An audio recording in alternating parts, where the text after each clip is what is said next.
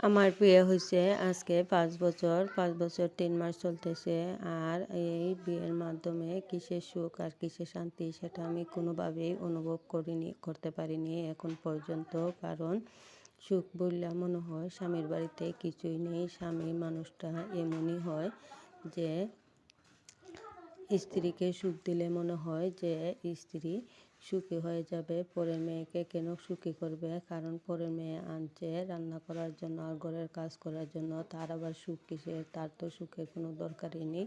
সে শুধু আমাদের শ্বশুরবাড়ির মানুষদের শ্বশুর শাশুড়ি বা স্বামী দেওর তাদের খেজমত করার জন্য সেটা ভেবেই থাকে। তার বিয়ের ৬ মাস পরে একবার আমার কুরবানি ঈদের সময় যখন কোরবানি তো আমার একটা ছেলেও আছে। আর ছেলেটা ছোটো, প্রায় তার ১১ মাস চলতেছে।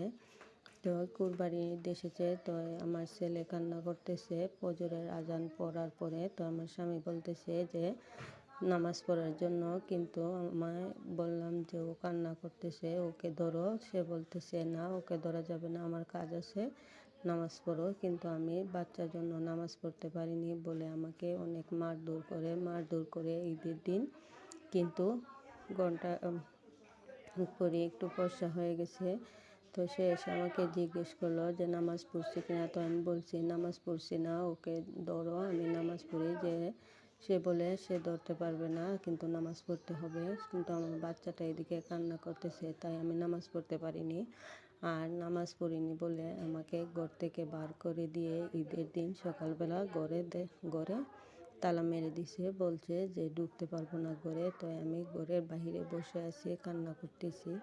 কিন্তু এমন একটা মানুষ নেই শ্বশুরবাড়ির ওকে জিজ্ঞেস করার যে কেন বউকে ঘর থেকে বার করে ঘরে তালা মারা হয়েছে। যদি ও দোষ করে ওর বিচার করা হবে সেটা বলে না, কিন্তু ঘরে যে তালা মারছে সেটাও জিজ্ঞেস করে না।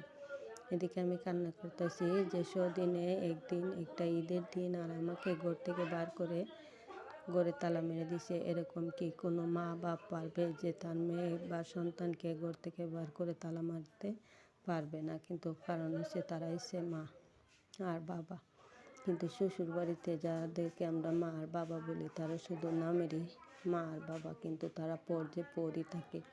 কোনো সময় নিজের মা বাবার মতো কাজ করে না বা সত্য কথাটাও বলে না। কিন্তু এমন একটা মানুষ জিজ্ঞেস করার জন্য যে কেন ঘর থেকে আমাকে বার করে তালা মারা হয়েছে, এ কথাটা কেউ জিজ্ঞেস করে না।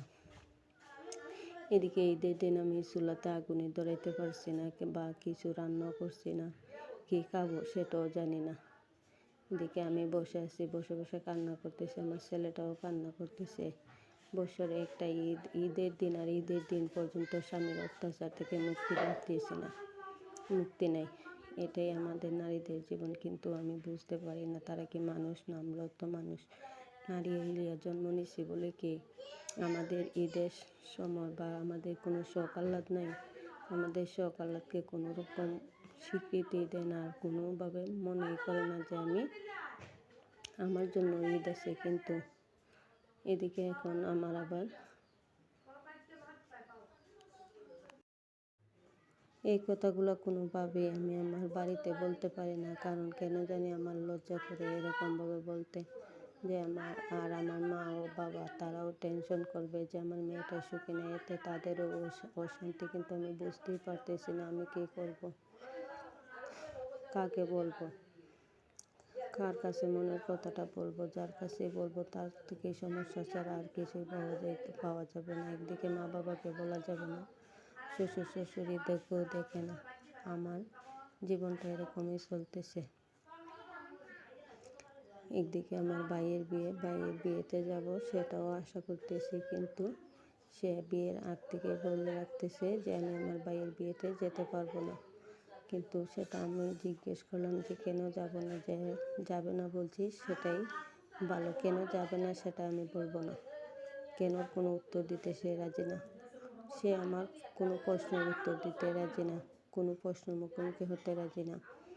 কিন্তু তার সব কথা প্রশ্নের উত্তরও আমার দিতে হয়, তার সব কথাও আমার শুনতে হয়। কিন্তু কেন? এরকমই যদি মনে হয় তাহলে এরকম মানুষের বউয়ের দরকার কেন? তাহলে তো সে একাই কাটাইতে পারতো জীবন, তা আমিও একাই কাটাইতে পারতাম জীবন, তাহলে আমাকে বিয়ে করলো কেন? কিন্তু সেটা তো আর আমি বলতে পারি না, কারণ বলার জন্য গেলেই পরিবারে অশান্তি আর অশান্তি, অশান্তিও আর ভালো লাগতেছে না। আমি জীবনটা যে কীভাবে চালাবো সেটাও বুঝতে পারতেছি না। এদিকে আবার ছেলে সবসময় কান্না করে, আবার ছেলেটাকে একদম কুলও নেবে না, ধরবেও না, কিন্তু সব কাজ আমাকে ঠিকই করতে হবে।